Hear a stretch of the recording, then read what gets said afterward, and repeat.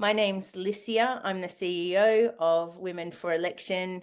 I'm coming to you today from the beautiful, sparkly lands of the Bidjigal people of the Eora Nation, and I'd like to pay my respects to elders past and present, and also to any First Nations women who are joining this call. Feel free to acknowledge which land you're joining from in the chat, and also post questions in the chat if things come to you through this conversation. And, I'm sure we'll get to everything, but I think a very, very big welcome to Jess Teesdale, the member for Bass. Jess, thank you for joining us today. Pre-budget week. A big week, no doubt. But I think, Jess has such a lovely story about her journey into politics, as do so many of the different women that we interview. So Jess, thank you for kind of sharing that with us. And, as one of our alumni, obviously we were super, super proud when we saw that you'd won the seat, but there's an interesting story that sits within that as well, that no doubt we will get to in a moment. But I think we always like to start this with life before politics. Believe it or not, our politicians have a life before politics, hopefully, more often than not. And we want to normalize the people that have elected office in our role. So before you had decided to run, what was it that you were doing in your life? Is it, how did you earn a crust, or how were you involved in your community? Yeah. Thank you so much for having me today. It was quite an honor to be asked, and it's really always lovely to do work with Women for Election, because there's nothing stronger, I think, than being in a room full of women who want to make positive change and work together, and I always enjoy that. So prior to coming in to this role, I grew up in Tassie. I went to the school and uni here, and I wasn't actually really engaged politically at all. We had a great life. It was mum and I volunteered a lot. Mum got me doing that really early, so I started kind of doing that from about 12, and so that was just part of what you do in life, and you go out and you work with your community, and you're part of your community, and you make it stronger. And so when I graduated from uni here, I went and worked up in the Northern Territory in remote Arnhem Land on Yolngu country in Ramingining. So I spent 5 years there. That was one of the greatest jobs I've ever had. It was awesome. Amazing. And it was awesome for a lot of reasons. And part of it is to learn more about the history of our nation, because Tasmania, we didn't really do that in our curriculum at that time. It was really quite narrow in a lot of ways. And so that really helped me to better understand Australia as a whole, and to see that we do not treat everybody equally nor fairly. And so that got me sort of starting to get really interested in noticing that when politicians came to Ramo, there were kind of two different types. So there was a politician they'd fly in, take a photo, and then they'd leave. So they might be there for an hour. And then everything that when people told them, well, actually, we need better water infrastructure, we need to make sure that actually our school roof's blowing off and we can't keep just screwing it down again. We actually need to look at this. Nothing ever changed when those politicians flew in and flew out again.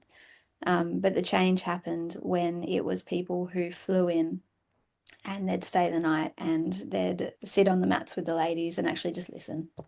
They weren't there to take the photo, and they weren't there to talk at us and at everyone in the community. It was to listen, and then they took it home, and then they acted. And that was really quite eye-opening for me, because I think saw the impact that politics had on my day-to-day life. And I think that's the same for a lot of people now, particularly younger people.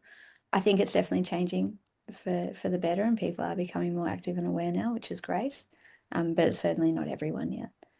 So yeah, I spent a bit more time in Darwin after that, and again, I was really privileged to travel out to various remote communities and work with people, and in my role as a teacher, to help people learn English as an additional language or dialect, which was really exciting and wonderful. And then COVID happened. And yeah, like so many people, some people get a bit of a twitch about it still, but I was really lucky in the NT. We kind of shut our borders and we just went on and nothing really changed. But the change for me was that I couldn't come home if I needed to, and all my family was still in Tassie. So Yeah. I moved back to Tasmania and after that, and you started working down here in schools. Yeah. Yeah. So you were a teacher, were you a primary teacher or a secondary school teacher? I'm so lucky. I've been able to teach from kind of prep right through to year 12 Oh, right. now. Yeah, and I've kind of specialized in English as additional language or dialect and students with additional needs and disabilities. So when I came home to Tassie, it was there was less of a requirement for EALD teachers here. Right. And so that's when I sort of jumped into the other spaces. But again, it was really interesting to see. I'd been away for 10 years, which is a significant time.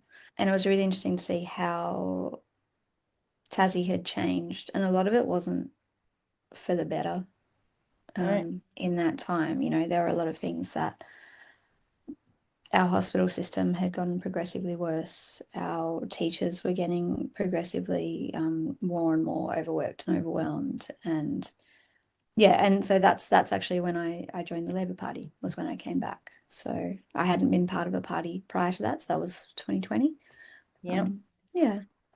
Well, it's interesting. I did not know about your time in the NT, so thank you for sharing that. And I imagine that time can be a bit of an awakening time in terms of understanding policy and politics and the impact or the lack of impact in certain regions at certain points in time.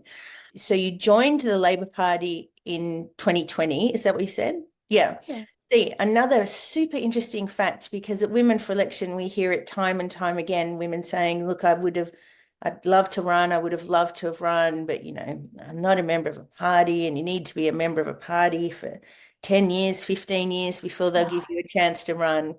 So time and again, I hear stories like yours. And in fact, sometimes, people joining parties 6 months out from an election who are now elected. So I wanted to emphasize that because we're trying to bust myths. And I think that statement might have been true 40 years ago in terms of being that member of a party, but it is not true today. So I just wanted to emphasize that you'd said that. So you've given us a bit of a sense about you weren't really political for an extended period until you were starting to get a little bit of insights into how it impacts every day.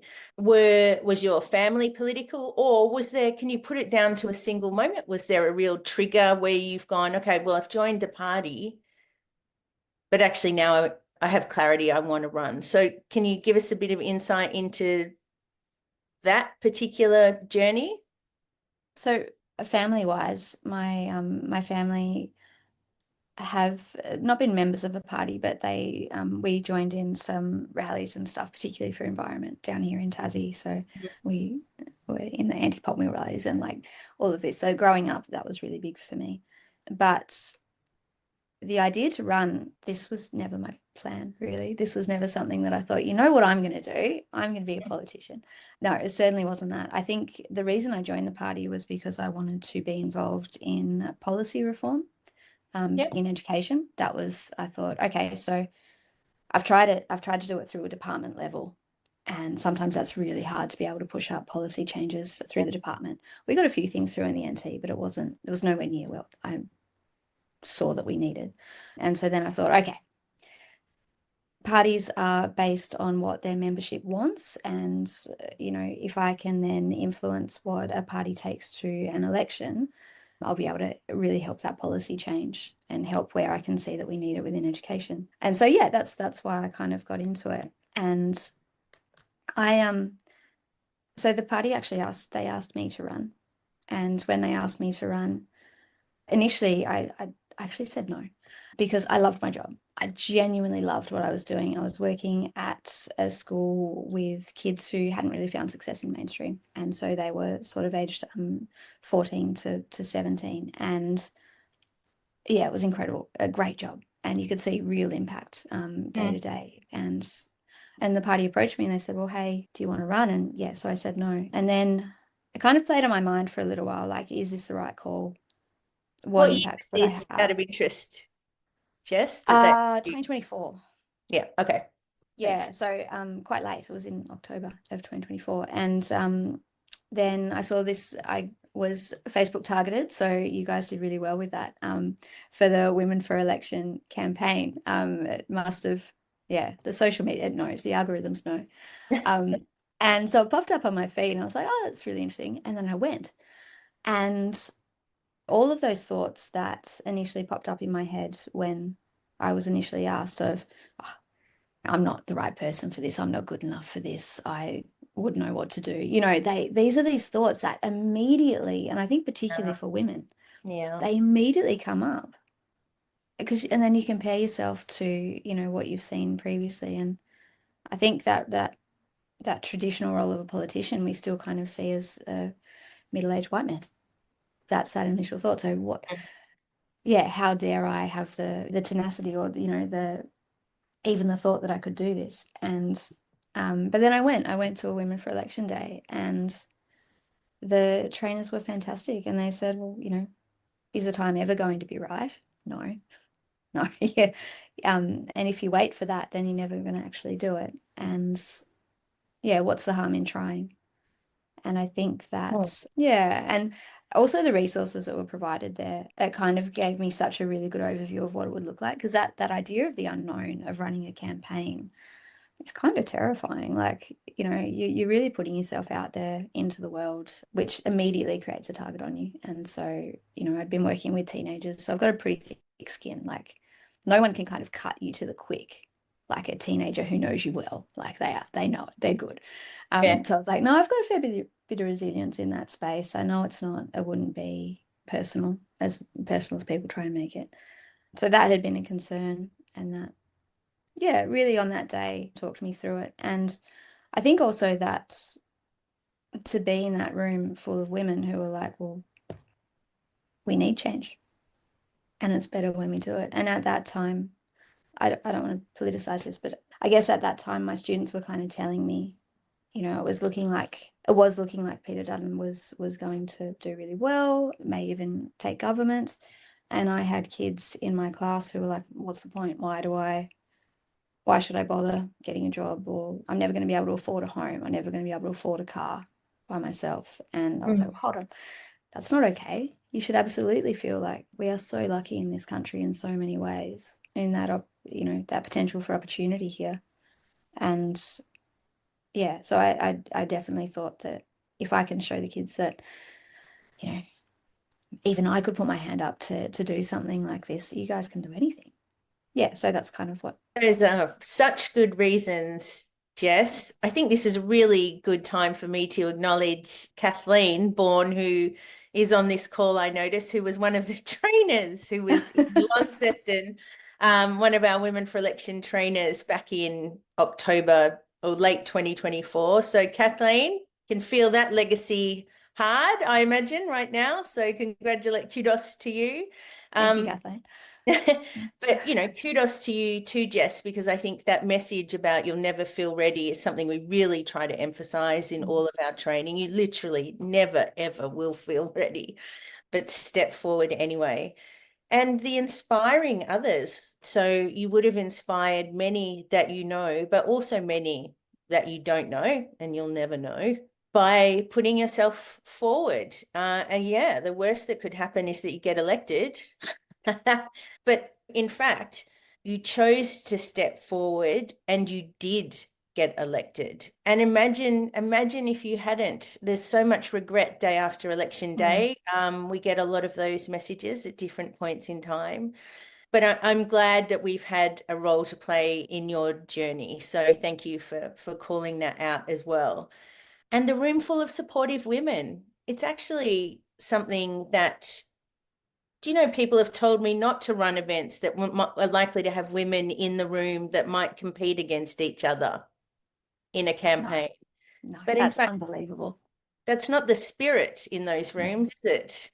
no, Even though no, there's it was, different parties. Yeah. yeah. Oh, yeah. And, we had, you know, in that room and those discussions, and I don't know, if Kathleen's probably done 1,000 of these, so I might not remember them, but you know, the people who are sitting next to me, you know, I'm still talking to some of them. You know, we've built those connections, and even though we don't wholly agree on and align on everything, there were always things that we could find that we wanted to improve on and to make better.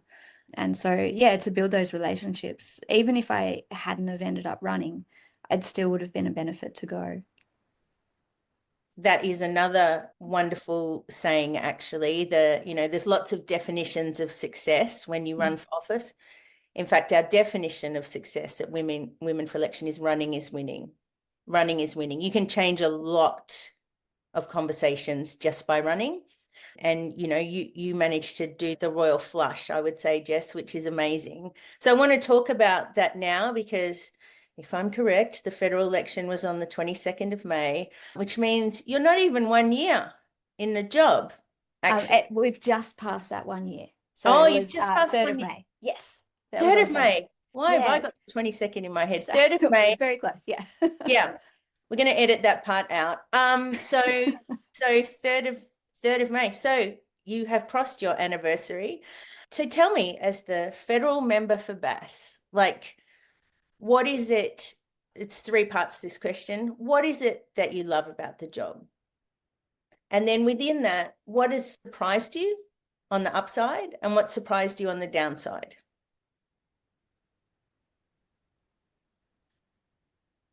There are so many elements that I love of this job. I think, So glad to hear that in the yeah. first instance. Do you know, on a good day, there is no better job in the world. Not all days are good, Yep, fair. but Yep. I think every job has ups and downs. Yep. These Teaching would ones be might, one of them, I imagine. yeah, Yep. yeah, yeah. On the good days, teaching is Yep. incredible. Yeah. Yep. I think there are so many elements to this job that are fantastic. For me personally, I'm really curious by nature. And so it has been every single day I am learning something new. And I really love that.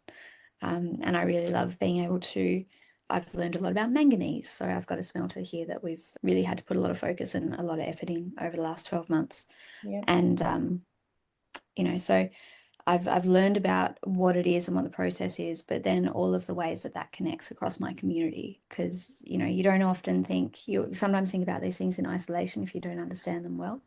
Yep. But being able to see how everything connects and how, particularly our not-for-profit organizations, where is their crossover? Where are they working independently? How can I bring people together to be more effective and be more efficient in what they're doing? And that's been really cool. And to look at that kind of long-term planning about what we can do in our community and make it better for the future. I think Future-proofing it. yeah, there's Bass is a really interesting electorate. I'm not sure how familiar people here are with Bass, but we've had the most MPs of any seat in Australia because our community tends to vote in different people quite frequently. We like change, but that has tended sometimes to make people focus only on that kind of 2 to 3 year term. Yep. And try and make impacts in that time. So it's been really fascinating to me to work with our local councils, work with state government where possible to let's actually have a look 5, 10, 20 years into the future here, and what do we need to do and what do we need to all put into place to do that. And I really love that kind of planning. But far and above, the best part of this job is the people I get to meet. Yep. We have an incredible community here. We are so lucky. And the amount of resources, time, effort, our volunteers and community groups and the people who get paid not enough, nowhere near enough for what they do, but the impact that they have. You look at our community houses, they can run off a sniff of money. Mm. And the impact they have compared to some, then you see potentially we spend some money in other places that doesn't always get used really well. I think we can all probably agree on that. So it's really good to then provide feedback on who's doing well and who's doing what, and how we can then make our funding streams more effective, because we know we can't just keep spending endless amounts of money. That's really important. You asked what surprised me about the role. The good surprises are that it is very possible to do this job if you have not a lot of background and knowledge, in politics. Wonderful. Yeah, there are so many supports, particularly for the Canberra element of this. I'm so lucky. I've come in with, I think it's 24 other new MPs who are incredible humans, and I get to learn from them and what they've done in their lives. And so we're all sort of learning together. But APH, or Australian Parliament House, have provided so much training and support for us to get up and running as quickly as we can. And that's really good. So there's no expectation that you know everything prior to coming in, because everyone's coming in from such very diverse backgrounds and experiences. We've got a few lawyers, we've got a couple of staffers who knew things pretty well, but most of us never anticipated being here. And so, yeah, to be able to learn with them has been awesome. It's been really good. And to know that there's no pressure to know things immediately.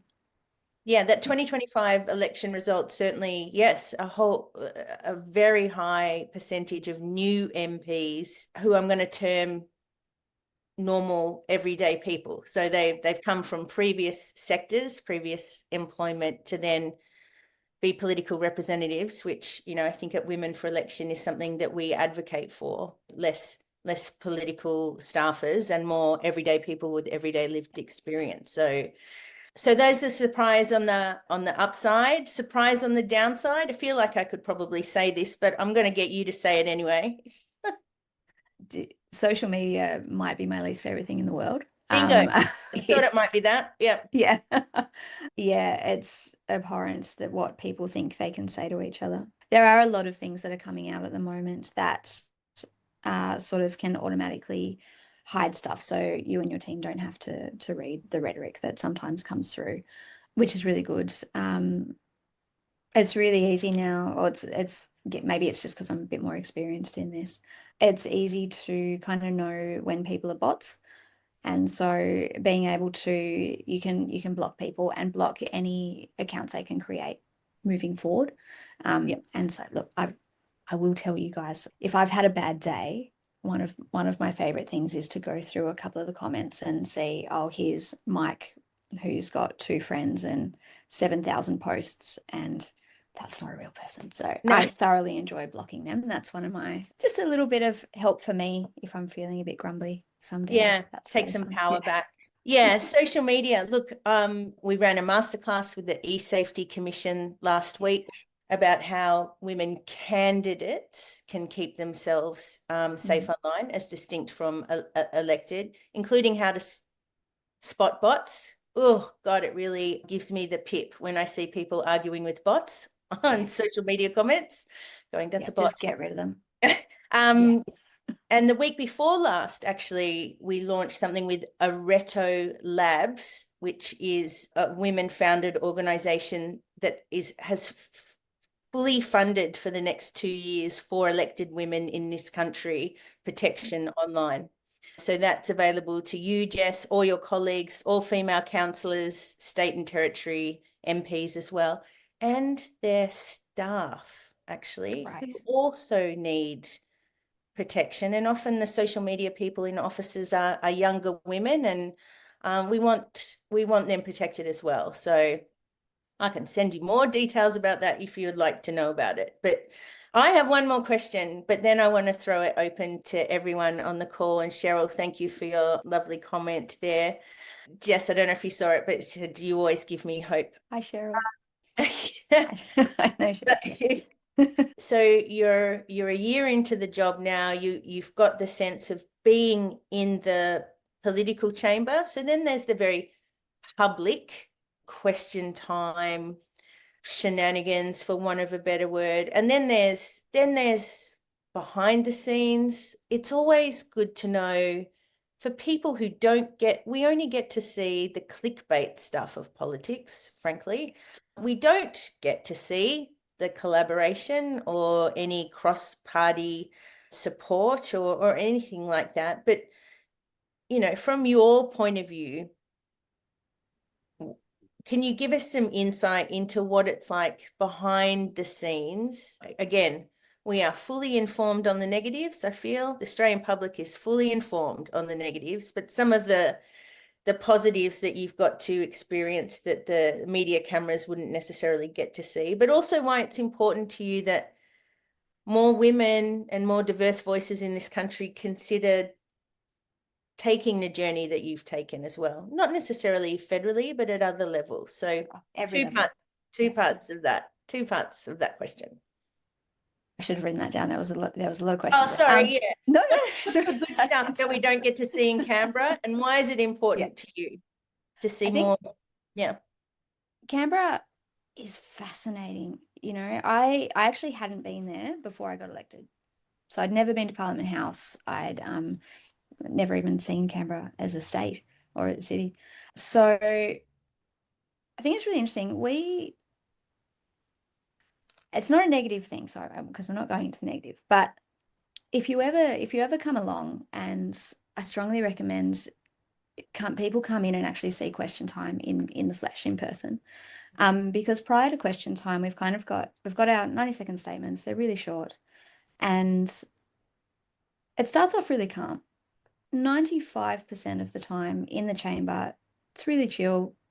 We do our speeches, we kind of chat, we chat across the chamber, across the floor, and then about 10 minutes before question time, everyone's sort of coming in, and then everyone's getting a little bit more excited, and they're kind of, starting to razz each other up a little bit. And it's purely for show.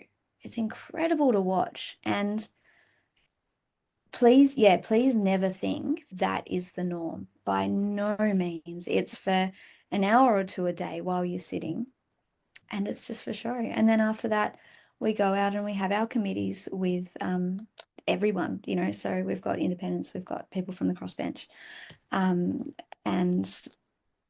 we're just chatting, we're just people, and we treat each other as such. I'm really lucky. I'm on the Innovation, Science and Technology Committee, and so we're doing a really interesting inquiry at the moment. I think it's interesting. My team are a little bit less excited about it. It's about tires and recycling, but Sounds interesting. it is. It's fascinating. Yeah. And how we do it better. So there's a lot of opportunity there. But I was in Melbourne for a couple of days last week on that committee, and we're all chatting together. There was there was no nonsense. Please ignore what you see on TV. That is not our day-to-day job. So in Canberra itself, we do a lot of it's a great opportunity to meet with advocacy groups to learn more, ask questions, see how you can build those connections with different groups and organizations, again, to make things run a bit smoother. Great opportunity for us to learn more and build those relationships with our colleagues to try and make those positive impacts. So, for example, Tasmanians are really well known in Parliament House for hunting impacts. So it doesn't matter who you're with, what organisation, but when we all align on something, so, particularly whether it's a smelter or a need that Tasmania have, we will come together and we will work as a full team, because Tasmania sometimes gets left a little bit behind if we're not loud and proud together. So please ignore all of the nonsense. It does happen, obviously, and it gets people clicks and likes and links and gets their name out there, but that is absolutely not the majority of our day-to-day. It's a very small percentage. I think you also asked why it's important to have such diversity in the chamber and in our crew. So if anyone, we don't have time. I know we don't have time, but if you're ever, sitting at loss and not sure what to watch on Netflix, it's really interesting to watch people's first speeches, particularly some of our incoming politicians, because your first speech is such an integral, huge thing, and it tells you the very soul of a person and how they got there and who they are and what they want to do. And it's the best way, I think, to get to know who is representing you is by watching their first speeches. I agree. And to sit there, for us this year, obviously we had quite a few first speeches, and to hear the very different backgrounds, the very different stories and circumstances people have had prior to coming into this space. And then you see how they interact with people, and you see how that changes the conversation and the dynamic, and it helps us to better understand one another. So it is so integral that, for example, one of our new members, His family Palestinian. He told a story about when he was a baby and his parents had to evacuate him out of a really unsafe space and what that journey was like for them to come to Australia and then what that means Australia means to him. And so every conversation we have around immigration, migrants, he's there and he's telling his story again and he's sharing that. And that then impacts how we write our policies. Yeah. We have one of our members has a chronic disease, which is horrific. And what she manages to go through and what it means for her to be there every day, that helps us to better understand and create the policies that will help people across Australia that are suffering the same thing. If I go back to my initial concern of why me? How dare I put my hand up and to be so bold? I could tell some of my stories and share what it was like for me in different spaces, and that then has changed some of our conversations. And everyone here on this call would have had those experiences. They would have had those things that they've got these ideas because of their lived experiences or what they've done with working with people. And that's how we make our world a better place, to make sure that we're supporting everybody equally. So we can't just have that traditional idea of a politician in the room anymore. It doesn't work. No. Oh, well said, Jess. And I know, I identify as an extrovert. I think you were saying you identify as an introvert. Like, I just think that greater not having screamy, yelly extroverts who like to argue in politics seems to have a really strong pattern of not getting things done. But that diversity of voice and diversity of lived experience and also empathy in that leadership as well, I think is placing Australia in a much better position. So thank you for joining us in October 2024, and thank you for deciding that why not you as well? Why not you? And why not everyone else on this call for that matter? So we're not the largest group here. So I'm going to open it up to questions. And there is a question in the chat. So I've seen that there. So I will address that first and then people get their questions ready. Thanks, Terry. Would you say it's more possible to do the job because you are a member of a party? I don't think it's that I can do the job differently. I think it's the, to be honest, Terry, it's the impact that I can have. I think it's when I'm part of a party, when we're putting our policies together, we're listening to others, we're listening to our communities, but we're working together in that party room to put those policies together. And I think that is a strength of a party. I'm not saying to go independent is bad in any way. Like we've got such incredible independence in the House at the moment. They work so hard and they have great ideas. And we try and work with them as much as possible in different spaces. And Andrew Wilkie is a fellow Tasmanian who's an independent and has been in there for a long time. And yeah, and he's really happy with how he's been doing it. Nicolette Bowl is one of the new MPs with us, and she's my corridor neighbour, and so we chat all the time. And I think there the benefits of the party for me are there's a bit more wraparound support. And we get to bounce those ideas off each other and to work together to create the policies. And I think that's the strength for me, but it's absolutely possible to do it independently as well. Thanks, Jess. I'm glad you brought up Nicolette. She's also one of our lovely alumni. So, in fact, we've got 7 alumni in federal parliament now, which is amazing. But it's worth noting, there's some elections coming up this year as well. So you've got local government elections in Tasmania. Mm-hmm. You've also got South Australian local government elections. Shout out to all South Australians on the call. That's also later this year.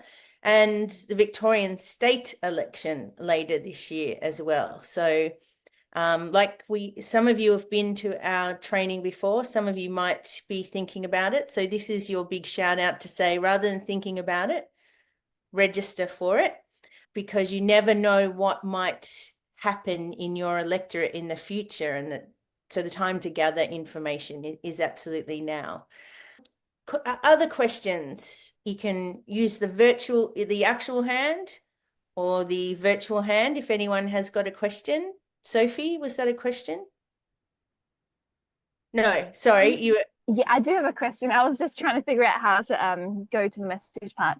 My question was, do you recommend any resources to understand how to use AI better? Just because I feel like everyone's using it, and do we get left behind if we don't? I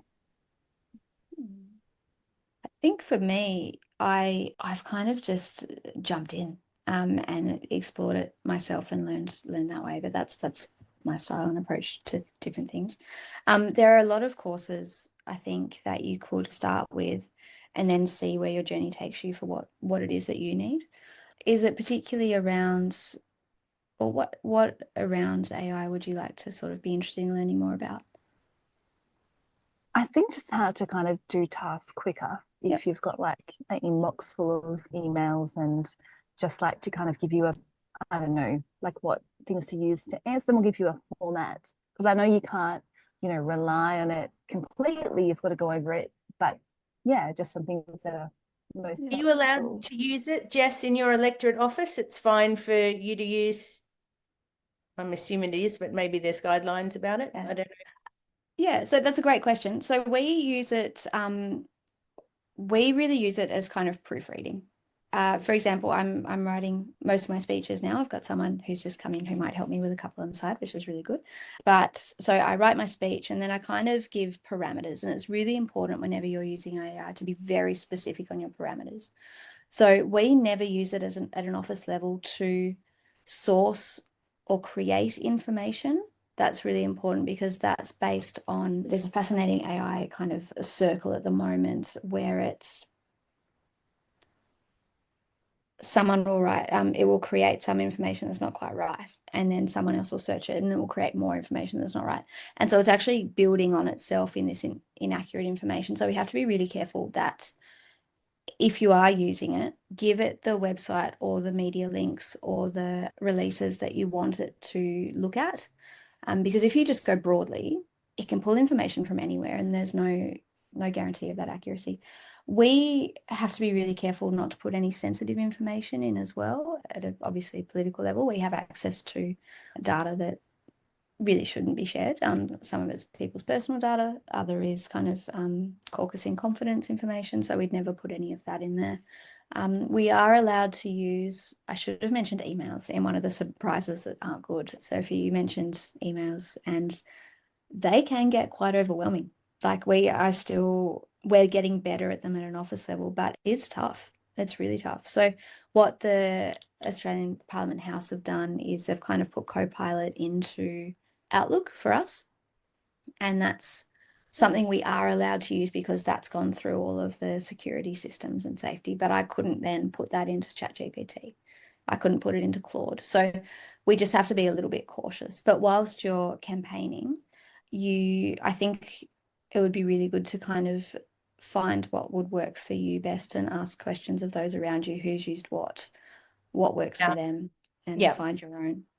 Yes, I think that's right, Sophie. And we run how you'd use AI in a capacity of running for office. So that's embedded in part of our different courses and masterclasses as well, if you haven't had the opportunity to come to those together. And I see Tanya's putting stuff in the chat now about those different elements. Thank you, Sophie. Tanya, did I see that you had a question? Tanya Jones, sorry. Yeah, hi, another Tanya. Hi. Hi, everyone, and hi, Jess, and congratulations on getting elected. It's fantastic. Look, I've worked on a few Labor campaigns, election campaigns from the advertising point of view, and I'm now just the point of my question, because now I'm looking at coaching women in politics, and I'm wondering, if you could go back to just before you entered, what would have been the one piece of advice you'd give yourself, or the one skill that you thought, I really wish I'd just built this a bit more before getting into the job, be it public speaking, conflict resolution, or negotiation skills? Was there one thing you thought, gee, I wish I'd sharpened this? For me, and it's something that I will continue to work on, media. Yeah. Media is, yeah, that is one of my least favorite things to do. I never enjoyed, there are some people who are fantastic at they do the social media videos of themselves, and that's just in their day-to-day life. That's something they're really comfortable with.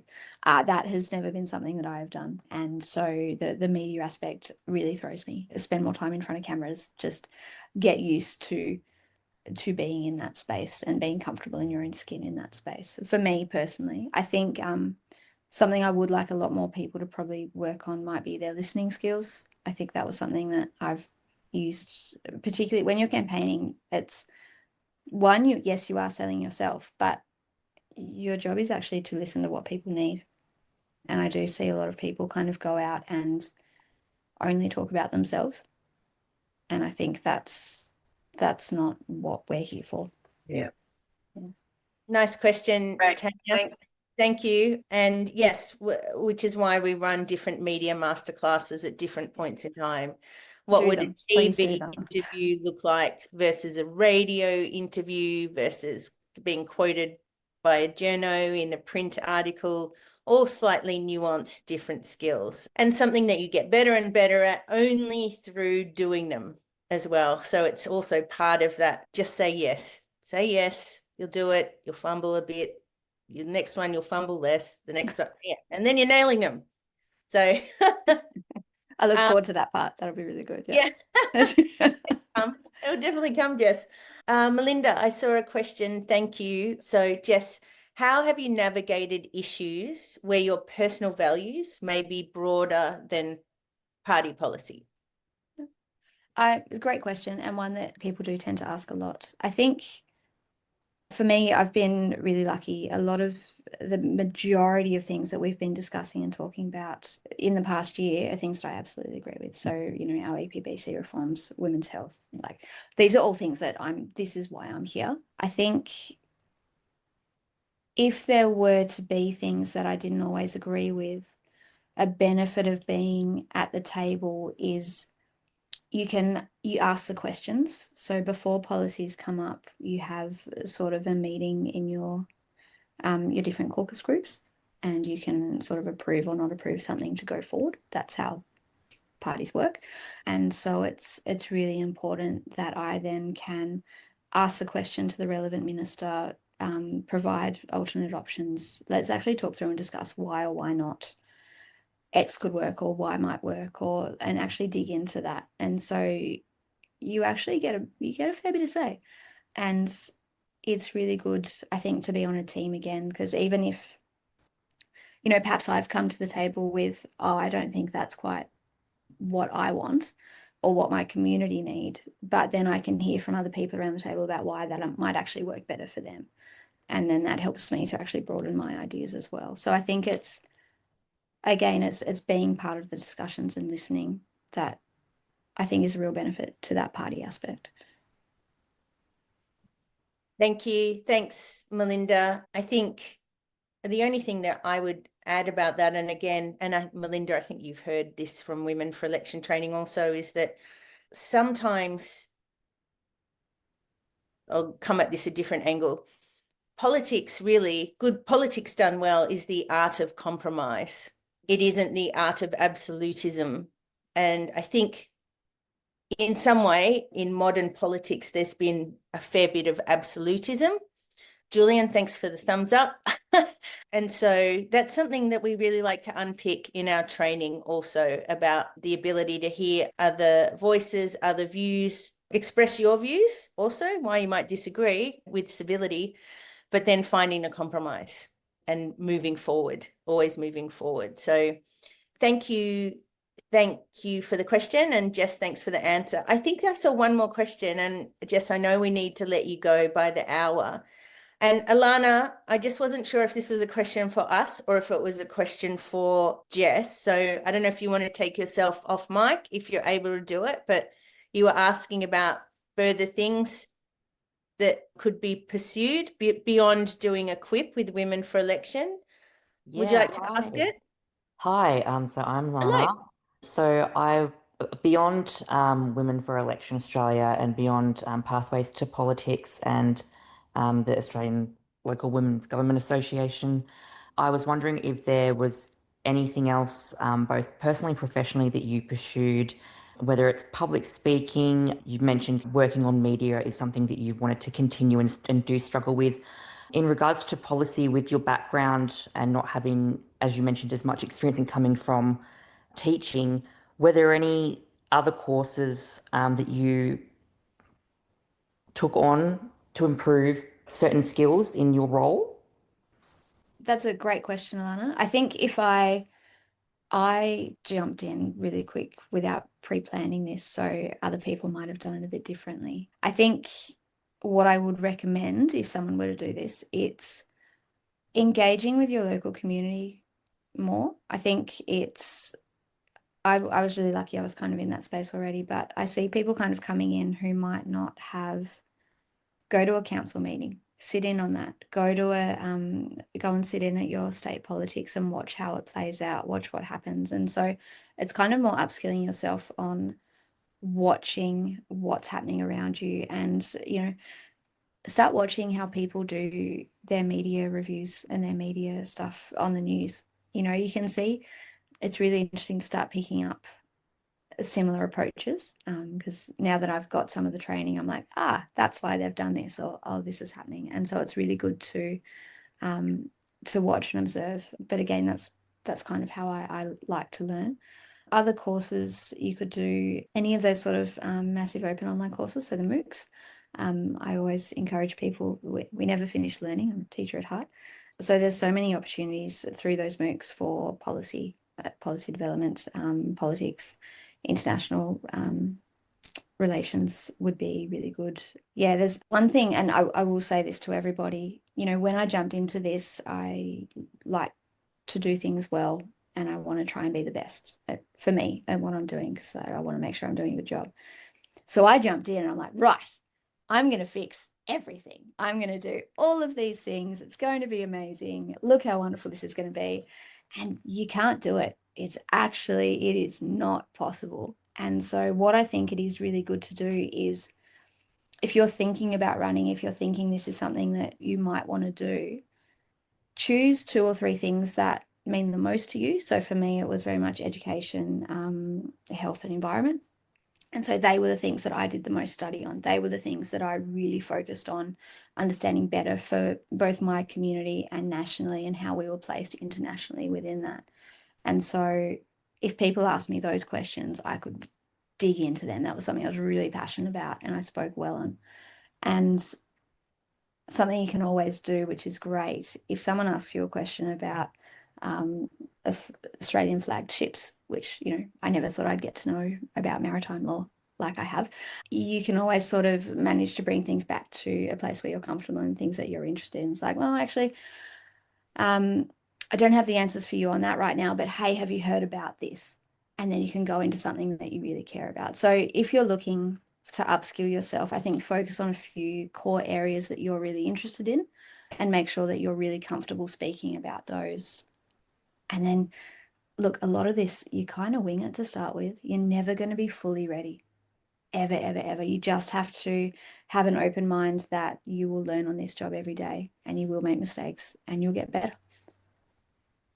Thank you, Jess. I think that's a lovely note to finish on. And I know that you're coming into your first budget cycle as well. And that, that's a proof statement of itself. So what's that going to be like for you? Who knows? I don't know. I have no idea, guys. So I'm coming into this.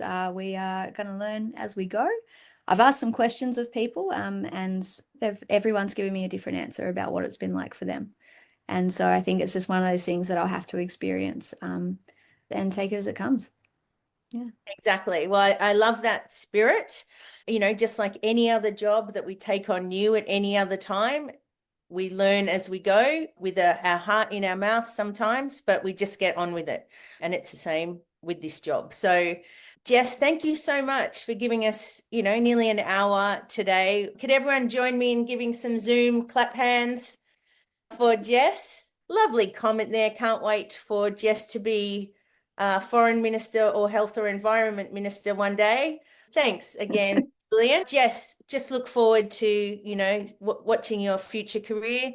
Thanks for inspiring so many other women and encouraging them as well that they can do the same thing one day. And to everyone else, thanks for giving us an hour of your time also. Make sure you spread the word to your network about the work of Women for Election. We're really looking to scale up our work in the coming time. We know that what we're doing is having an impact, and we're just hungry that more and more women across this country know about the work that we do, because there's too many still who don't. Thanks, Jess. Thank you, team. See you in Canberra. See. Bye, everyone.